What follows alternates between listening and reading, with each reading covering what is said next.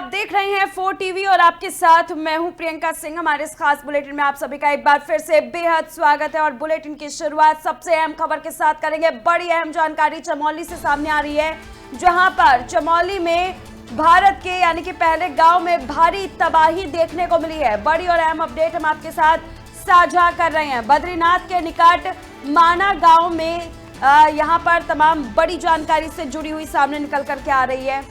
आपको बताते हुए चले, भारत के पहले गांव में भारी तबाही देखने को मिली, जहां पर बद्रीनाथ के निकट माना गांव में ग्लेशियर टूटा है। करीब 57 मजदूरों के उसमें दबे होने की आशंका है। बताया जा रहा है कि 10 मजदूरों को आईटीबीपी ने सुरक्षित बाहर निकाल लिया है और इसी बीच ये भी जानकारी मिल रही है कि करीब 47 मजदूर अब भी फंसे हुए हैं, जिनकी खोज जारी है। तो बड़ी और अहम जानकारी हम आपके साथ साझा कर रहे हैं चमोली से, जहां पर करीब 57 मजदूर ग्लेशियर टूटने की वजह से अंदर फंस गए थे और अब जानकारी मिल रही है कि 47 मजदूर अभी भी हैं, जिनकी खोज जारी है, लेकिन 10 मजदूरों को सुरक्षित बाहर निकाल लिया गया है। भारत का यह पहला गांव है जहां पर भारी तबाही हुई है। तबाही का कारण ग्लेशियर बताया जा रहा है। आपको बताते हुए चले कि बद्रीनाथ के निकट ग्लेशियर टूटा, जिसकी वजह से करीब 57 मजदूरों की जिंदगी दांव पर लग गई। हालांकि बताया जा रहा है कि प्रशासन की तरफ से त्वरित कार्रवाई की गई और इस त्वरित कार्रवाई के जरिए 10 मजदूर को सुरक्षित बाहर निकाल लिया गया है और वहीं पर अभी भी 47 मजदूर ऐसे हैं जिनकी तलाश अब भी जारी है।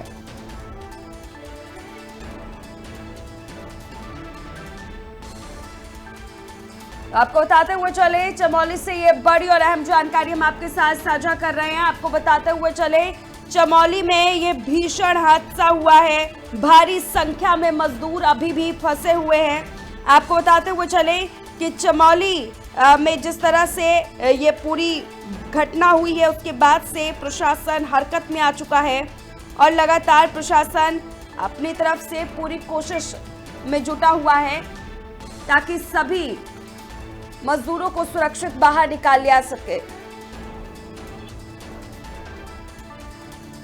आय की जानकारी के लिए हमारे संवाददाता अजय पांडे हमारे साथ जुड़ चुके हैं। अजय, लगातार देख रहे हैं हम मजदूरों को सुरक्षित बाहर निकालने का रेस्क्यू जारी है। अभी तक आंकड़ों में कोई बदलाव हुआ है? देखिए, अभी तक 10 मजदूरों को बाहर निकाला गया है और ये काफी दुखद घटना है। हालांकि जिला प्रशासन की ओर से पूरा प्रयास किया जा रहा है कि जल्द से जल्द जितने भी मजदूर वहां पर फंसे हैं उन सभी को सुरक्षित निकाल दिया जाए। इसके साथ साथ जिलाधिकारी संदीप तिवारी ने सभी अधिकारियों को, सारे आईआरएस को एक निर्देश दिए हैं कि वो इस काम में तेजी लाए और जल्द से जल्द सभी मजदूरों को बाहर निकाला जाए, क्योंकि देखिए काफी संवेदनशील इलाका है और ये माना गांव के पास का क्षेत्र है, जहां पर पहले से ही चूंकि चिन्हित स्थल है और यहाँ पर तमाम तरह के उपकरण और सुविधाएं मौजूद हैं। और जैसे ही घटना की जानकारी मिली है, तेजी से इस पर काम किया गया है और यही वजह रही है कि 10 मजदूरों को फिलहाल सुरक्षित बाहर निकाला गया है और बाकी के जो अन्य मजदूर हैं, बाकी अन्य लोग हैं, उनके खोज का काम जो है वो तेजी से किया जा रहा है। अजय, अब तक कितने घंटे बीत चुके हैं इस घटना को? देखिए, काफी पहले ये घटना हुई है और उसके बाद से जो प्रशासन को जैसे इसकी जानकारी मिली, त्वरित इस पर कार्रवाई हुई है और उसके बाद से पूरा का पूरा जो है जिला प्रशासन का जो अमला है वो जुटा हुआ है। इसके साथ साथ जो बीआरओ के जो अधिकारी हैं वो भी अपने स्तर से प्रयास कर रहे हैं, क्योंकि इस क्षेत्र में काम काफी समय पहले से चल रहा था और प्रशासन के जो लोग हैं वो ऐसी घटनाओं को लेकर के पहले से अपनी तैयारी में रहते हैं कि अगर इस तरह की कोई घटना होती है। जी अजय, लगातार हम देख रहे हैं कि इतनी भारी संख्या में अभी भी मजदूर वहां पर फंसे हुए। प्रशासन अपनी तरफ से कोशिश में जुटी है कि सभी को सुरक्षित बाहर निकाल लिया जा सके, लेकिन सवाल ये उठ रहे हैं इस वक्त कि जब इतने भारी संख्या में वहां पर मजदूर काम कर रहे थे, प्रशासन को भी मालूम है कि इस वक्त मौसम की तरफ से क्या कुछ अपडेट सामने निकल करके आ रहे हैं। क्या उस इलाके को लेकर के कोई अलर्ट पहले से जारी किया गया था? देखिए, जैसे ही मौसम विभाग की ओर से अलर्ट जारी किया गया था, तो उसके बाद से प्रशासन को इस बात को लेकर के ज्यादा गंभीरता दिखाना चाहिए था। लेकिन ये है, यहाँ पर एक लापरवाही जरूर देखने को हम कह सकते हैं कि लापरवाही जरूर की गई है, क्योंकि जब पहले से ये जानकारी थी कि इस क्षेत्र में भारी बारिश और बर्फबारी की संभावना है, इसके साथ साथ भूस्खलन की भी संभावना से इनकार नहीं किया जा सकता है। इसके साथ साथ ये जो इलाका है पहले से चिन्हित है कि यहाँ पर डेंजर जोन के रूप में चिन्हित है, तो इस तरह से उस क्षेत्र में जब काम किया जा रहा है तो पूरी तरह से सतर्कता बरतने की जरूरत थी। और जैसे ही मौसम की जानकारी थी तो इसके बाद से इस पर फोकस किया जाना चाहिए था, लेकिन यहाँ पर प्रशासनिक अमले की कमी नजर आती है। और इसके हालांकि घटना के बाद से जरूर प्रशासनिक अमला पूरी तरह से मुस्तैद है, अधिकारी मौके पर मौजूद हैं, बीआरओ की टीम लगी हुई है, जिला प्रशासन की टीम लगी हुई है, आपदा प्रबंधन की जो टीम है वो भी जुटी हुई है, एसडीआरएफ के लोग हैं, एनडीआरएफ के लोग हैं, सभी लोग मुस्तैदी से काम कर रहे हैं। और कोशिश ये की जा रही है कि जल्द से जल्द जितने भी लोग वहाँ पर फंसे हुए हैं सबको सुरक्षित बाहर निकाल दिया जाए। जाहिर तौर पर डेंजर जोन घोषित होने के बावजूद भी हम देख रहे हैं कि अभी भी प्रशासन वहां को लेकर के अलर्ट नजर नहीं आई शुरू में। बहरहाल अभी अपनी तरफ से कार्रवाई कर रही है। अजय, ये भी जानना चाहेंगे क्या किसी बड़े अधिकारी की तरफ से कोई बयान सामने आया है, खासतौर पर मुख्यमंत्री पुष्कर सिंह धामी की तरफ से क्या कोई अपडेट, उनके अलावा किसी और अन्य अधिकारी या नेता की तरफ से कोई प्रतिक्रिया? देखिए, मुख्यमंत्री पुष्कर सिंह धामी ने अधिकारियों को निर्देश दिया है कि जो भी जरूरत है वहां पर फौरी तौर पर उनको मुहैया करा दी जा रही है। और पूरा प्रशासन इस पर तेजी से काम करे, मुस्तैदी से काम करे। कोशिश ये रहे कि जल्द से जल्द जितने भी लोग फंसे हुए हैं उनको सुरक्षित सकुशल बाहर निकाला जाए, ताकि कहीं देरी ना हो। और इसके साथ साथ जो भी उनको सुविधाएं मुहैया करानी है वो सारी प्रशासन की ओर से वहां पर उपलब्ध करा दी जाएगी। मुख्यमंत्री पुष्कर सिंह धामी ने ये भी कहा है कि जो लोग घायल हैं उनको जल्द से जल्द समुचित इलाज के लिए भी वहां पर भेजा जाए और इलाज में भी कहीं से कोई कोताही ना हो। इसके अलावा सारी जो टीमें हैं, चाहे एम्बुलेंस की टीम हो, स्वास्थ्य विभाग की जो चिकित्सा के स्पेशलिस्ट हैं वो भी वहां पर मौजूद रहे। इसके अलावा तमाम और अन्य लोग जो हैं वो भी मौजूद रहे और सबकी निगाह इसी विषय पर है कि जल्द से जल्द जितने मजदूर वहां फंसे हुए हैं, जितने लोग फंसे हैं, उनको सुरक्षित बाहर निकाल दिया जाए। बिल्कुल, हमारी टीम की तरफ से भी हम यही चाहेंगे कि जल्द से जल्द तमाम यहाँ मजदूरों को सुरक्षित बाहर निकाल लिया जाए। बहरहाल अजय, इस खबर पर अपनी नजर रखिएगा और हमारे साथ जुड़ने के लिए आपका बेहद शुक्रिया। चलिए रुक कर लेते हैं अगली बड़ी खबर की ओर। और बड़ी खबर यहाँ बिहार से सामने निकल करके आ रही है। बिहार में सियासी भूचाल मचा है। बीजेपी अध्यक्ष दिलीप जायसवाल का बड़ा स्टेटमेंट सामने आया है। बड़ी और अहम अपडेट हम आपके साथ साझा कर रहे हैं। आपको बताते हुए चले, बीजेपी अध्यक्ष दिलीप जायसवाल ने एक बड़ा स्टेटमेंट दिया है। उनकी तरफ से कहना है कि संसदीय बोर्ड तय करेगा सीएम का चेहरा और नीतीश कुमार के नेतृत्व में लड़ेंगे, ये भी दिलीप जायसवाल ने कहा है। सीएम चेहरे पर मिलकर के फैसला करेंगे, ये भी जायसवाल ने किया है। चुनाव से पहले लगातार सियासी हड़कंप मचा हुआ है। नीतीश कुमार के चेहरे को लेकर के कई सारी बातें सामने निकल करके आ रही हैं और अब इसी बीच में बीजेपी अध्यक्ष दिलीप जायसवाल ने भी अपनी प्रतिक्रिया सामने रख दी है, जिसमें उन्होंने स्पष्ट कर दिया है कि नीतीश कुमार के नेतृत्व में ही हम चुनाव लड़ेंगे, लेकिन सीएम कौन होगा इस पर हम चर्चा करेंगे, फैसला लेंगे। सीएम के चेहरे पर मिलकर के जो फैसला आएगा उसी को हम जनता के सामने पेश करेंगे। यहाँ सवाल ये उठ रहे हैं कि बीजेपी अध्यक्ष की तरफ से ये बयान सामने आने के बाद क्या अब नीतीश कुमार की गद्दी पर भी सवाल उठेंगे? क्योंकि देखिए, मुख्यमंत्री के चेहरे के रूप में नीतीश कुमार एक लंबे वक्त से बिहार की कुर्सी पर हैं और जाहिर तौर पर नीतीश कुमार हर बार अपनी मनमानी कहीं ना कहीं पार्टी के सामने कर ही जाते हैं। लेकिन इस बार देखना बेहद दिलचस्प होगा, इस बार नीतीश कुमार और बीजेपी की राहें कितनी मिलती हैं।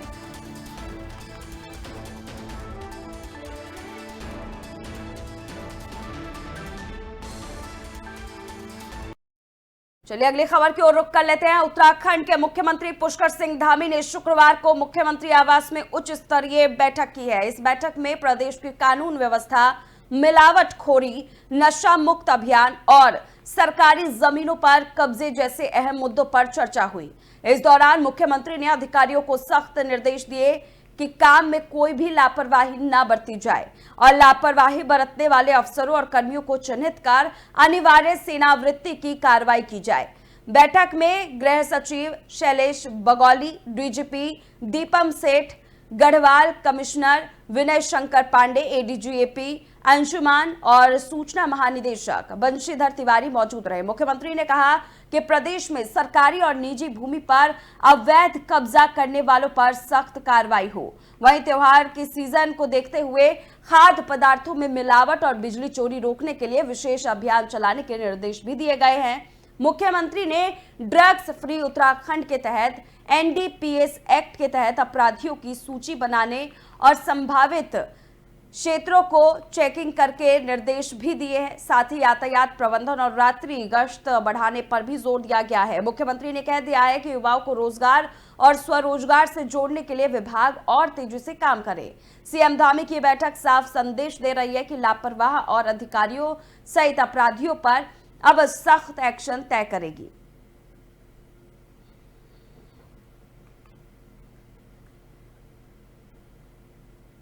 चलिए आगे बढ़ते हैं। अंबेडकर नगर की अब बात करेंगे। अंबेडकर नगर में किसानों की जमीन के मुआवजे को लेकर के बड़ा सवाल खड़ा हो गया है।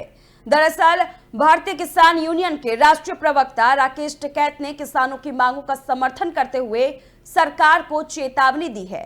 मामला राष्ट्रीय राजमार्ग 233 के लिए अधिग्रहित की जा रही है, किसानों की जमीन का है। इस मुद्दे पर अंबेडकर नगर में महापंचायत का आयोजन किया गया। राकेश टिकैत ने साफ कहा है कि किसानों की जमीन बाजार रेट पर ली जाए, औने पौने दाम पर नहीं। टिकैत ने आरोप लगाया है कि 2013 के बाद से सर्किल रेट नहीं बढ़ी है, जबकि किसान लगातार उचित मुआवजे और सर्किल रेट बढ़ाने की मांग कर रहे हैं। टिकैत ने कह दिया है कि अगर सरकार ने किसानों की मांगें नहीं मानी तो आगे की रणनीति किसान कमेटी तय करेगी।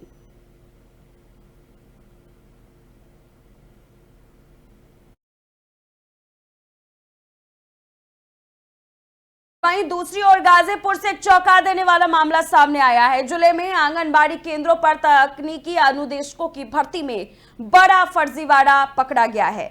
इस घोटाले में शामिल 7 सर्विस प्रोवाइडर फर्मों के खिलाफ एफआईआर दर्ज कराई गई है। मामला 248 को लोकेटेड आंगनबाड़ी केंद्रों का है, जहां ईसीसीई एजुकेटर और 49 तकनीकी अनुदेशकों की भर्ती होनी थी। इसके लिए जेम पोर्टल पर निविदा प्रक्रिया शुरू की गई है, जिसमें 176 फर्मों के आवेदन दिए गए। जब दस्तावेजों की बैंक की सत्यता जांची गई तो 7 फर्म जो थे वो दस्तावेज फर्जी पाए गए। इसके बाद जिला प्रशासन ने सदर कोतवाली में इन फर्मों के खिलाफ मुकदमा दर्ज कराया। भारतीय न्याय संहिता 2023 की धारा 318(4), 338, 336(3) और 340(2) के तहत मुकदमा दर्ज कर लिया है। जिलाधिकारी ने साफ कहा है कि भर्ती में गड़बड़ी करने वालों को बख्शा नहीं जाएगा। आंगनबाड़ी केंद्रों की इस भर्ती में हुआ फर्जीवाड़ा को लेकर के शिक्षा व्यवस्था और सरकारी भर्तियों पर कई सारे सवाल भी खड़े हो रहे हैं।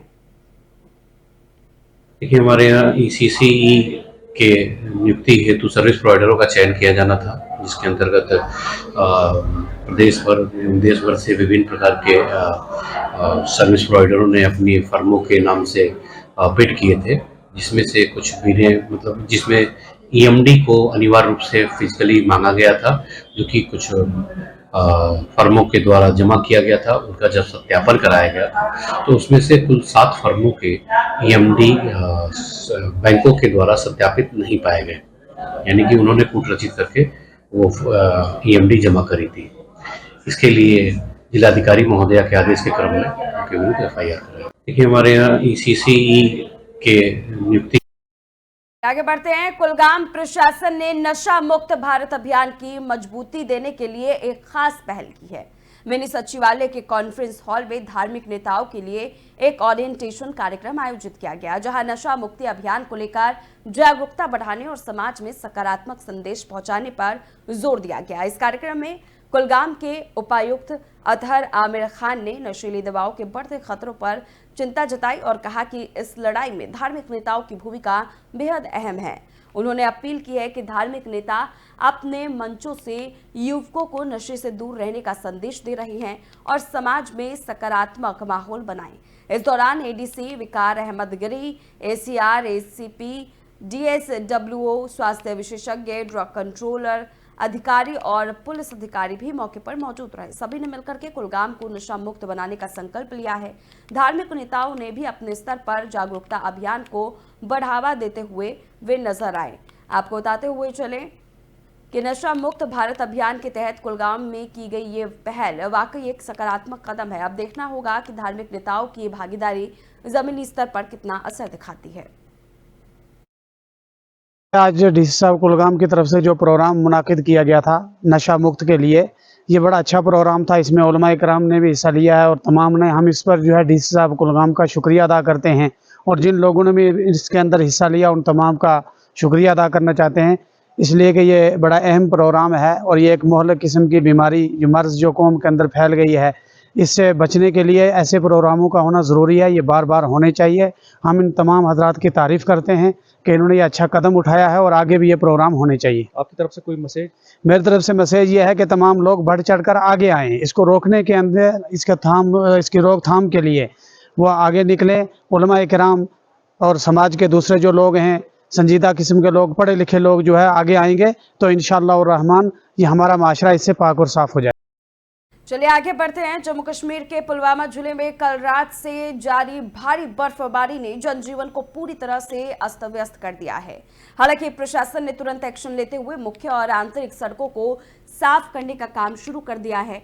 मैकेनिकल डिवीजन के कर्मचारी सुचारू यातायात बहाल करने के लिए लगातार काम में जुटे हुए हैं। पिछली रात से पुलवामा और आसपास के इलाकों में बर्फबारी हो रही है, जिससे सड़कों पर मोटी बर्फ की परत जम गई है। ऐसे में मैकेनिकल डिवीजन की टीमों ने रात भर कड़ी मशक्कत कर सड़कों को साफ करते हुए नजर आए। इस बर्फबारी ने स्थानीय किसानों के चेहरे पर भी खुशी ला दी है। किसानों का कहना है कि बर्फबारी होने के बाद से उनको काफी परेशानी हो रही थी, लेकिन अब मिट्टी की नमी भी यहां पर बढ़ेगी और इससे आने वाली फसलों को भी खतरा है।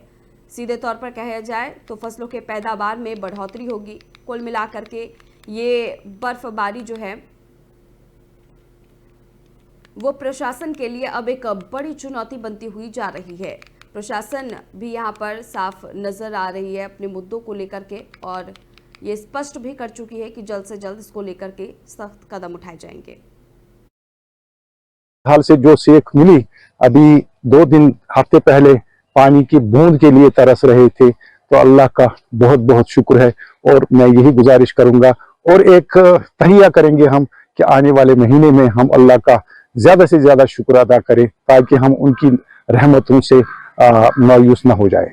मैकेनिकल डिपार्टमेंट की तरफ से मैं यहाँ अशकोजा की तरफ से हम अपना स्टाफ लेकर आया हूँ कि स्नोकलिंग उसकी जो स्नोकलिंग इस वक्त चल रही है उसका जायजा लेने के लिए। ऑलमोस्ट हमारे सारे रोड क्लियर हो गए हैं इस एरिया में। स्नोबॉल भी जो हुआ था वो तकरीबन 18 इंची के आसपास इंद्रवली में रिकॉर्ड किया गया।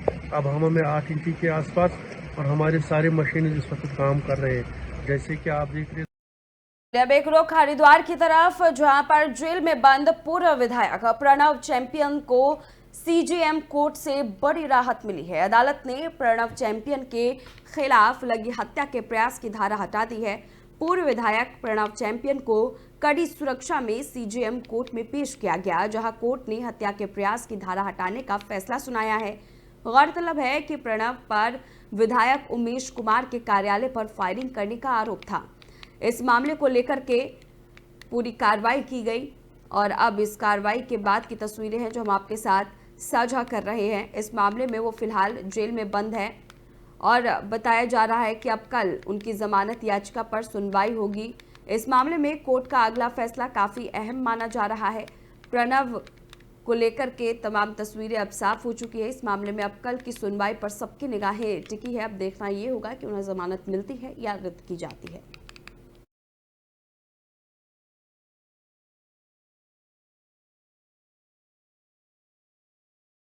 चलिए अब रुक कर लेते हैं बिहार की सियासत की ओर, जहां पर बिहार में विधानसभा के बजट सत्र को लेकर के आरजेडी नेता तेजस्वी यादव की तरफ से एक बड़ी प्रतिक्रिया सामने आई है। आपको बताते हुए चले कि तेजस्वी यादव ने यह साफ कर दिया है और उन्होंने कहा है कि सदन में ना तो नियमों का पालन हो रहा है और ना ही लोकतांत्रिक मर्यादाओं का सम्मान। उन्होंने सदन की गरिमा को ठेस पहुंचाने का आरोप भी लगाया है। तेजस्वी यादव ने कहा है कि बजट सत्र बेहद महत्वपूर्ण होता है, लेकिन सदन में जो कुछ हो रहा है वो लोकतंत्र को शर्मसार कर रहा है। आसन के नीचे खेल हो रहा है और सत्ता पक्ष के लिए नियम कुछ और, विपक्ष के लिए कुछ और। हम कोर्ट नहीं जाना चाहते क्योंकि हम इस लोकतंत्र के मंदिर की पवित्रता बनाए रखना चाहते हैं। बजट सत्र शुरू होते ही बिहार की सियासत गरमा चुकी है और विपक्ष ने सत्ता पक्ष को सीधा कटघरे में ला करके खड़ा कर दिया है। गवर्नर महामहिम है, ये औपचारिकता होती है कि जो सरकार लिख के देगी, चाहे झूठ हो सच हो, वो राज्यपाल जो है पढ़ेंगे। अब इस पे अभिभाषण पे चर्चा होगी। जब चर्चा होगी तो एक एक जो है पोल हम लोग सरकार का खोलेंगे और ऐसा पोल खोला जाएगा कि उनका जवाब देना। आज तक कोई जवाब मिला नहीं, आगे भी उनके पास कोई जवाब नहीं होगा। आज हम सब लोग चाहते हैं बजट सत्र जो है महत्वपूर्ण सत्र होता है, सबसे लंबा सत्र होता है और इस लंबे सत्र में हम सब लोग अपेक्षा करते हैं कि सही ढंग से जो है हाउस चले। लेकिन आप लोगों ने स्थिति देखी होगी, कोई हाउस में नियम या संविधान का पालन नहीं हो रहा, बल्कि विपक्षी जो है बार बार आसन से आंख खोल के देखने को कह रहा है कि आपके सामने कोई संविधान का या नियम का उल्लंघन कैसे कर सकता है। गवर्नर महामहिम है, ये औपचारिकता होती है कि जो सरकार लिख के देगी, चाहे झूठ हो सच हो, वो राज्यपाल जो है पढ़ेंगे। अब इस पे अभिभाषण पे चर्चा होगी। और इसी सियासी जुबानी जंग के बीच में प्रधानमंत्री नरेंद्र मोदी के बिहार दौरे को लेकर के आरजेडी नेता तेजस्वी यादव ने कई सारे सवाल उठाए। तो अब इस पर केंद्रीय मंत्री गिरिराज सिंह ने भी जोरदार पलटवार कर दिया है। गिरिराज सिंह ने तेजस्वी और लालू यादव की सरकार को गैंगस्टर सरकार बताते हुए तीखा हमला बोला है। केंद्रीय मंत्री गिरिराज सिंह ने कहा कि गांव की एक कहावत है कि चोरों को सब चोर ही नजर आते हैं, क्योंकि लालू यादव की सरकार खुद गैंगस्टरों की सरकार रही है, इसीलिए तेजस्वी यादव भी सबको उसी नजर से देखते हैं। प्रधानमंत्री के दौरे से पहले ही बिहार में सियासी पारा चढ़ चुका है। तेजस्वी गिरिराज के ये बयानों से साफ है कि आने वाले दिनों में सियासी संग्राम और भी तेज होने वाला है। बहरहाल पहले सुनिए गिरिराज सिंह ने और क्या कुछ कहा।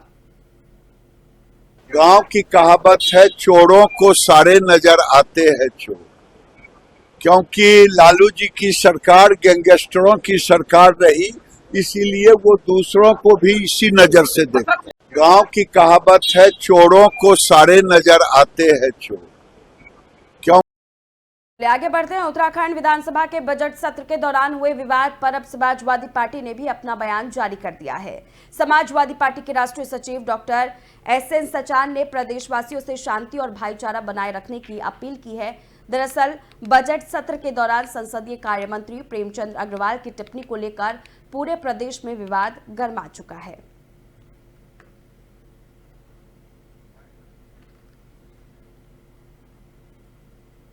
तो फिलहाल इस खास बुलेटिन बस इतना ही। रुकेंगे एक छोटे से ब्रेक के लिए। ब्रेक के उस पार खबरों का सिलसिला जारी है।